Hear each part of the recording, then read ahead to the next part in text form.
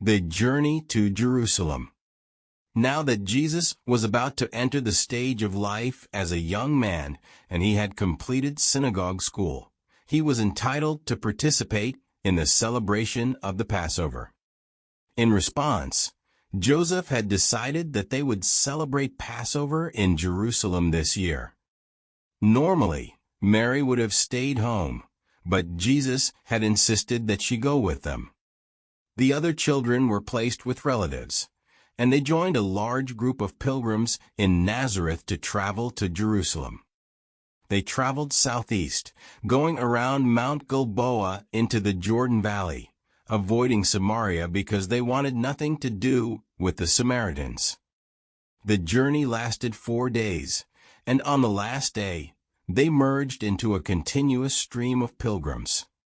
On the eastern slope of the Mount of Olives, they paused at the edge of a small village called Bethany.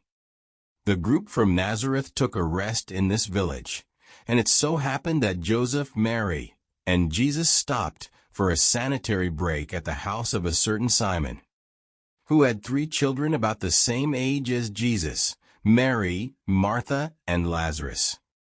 Things clicked tremendously well between the 2 families, and this marked the beginning of a lifelong friendship.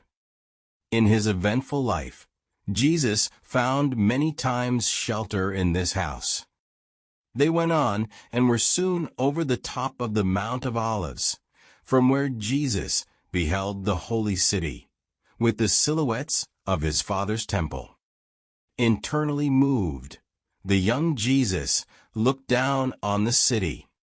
Later in his life, he stood on this same spot and wept for the city that was about to reject another prophet. It was still early in the afternoon when they walked into town. Never before had Jesus seen so many people together. He thought deeply about how wonderful it was that all these Jewish pilgrims from all over the known world came here to commit themselves to God and Judaism. In Jerusalem, they had arranged lodging in a large house of a wealthy relative of Mary.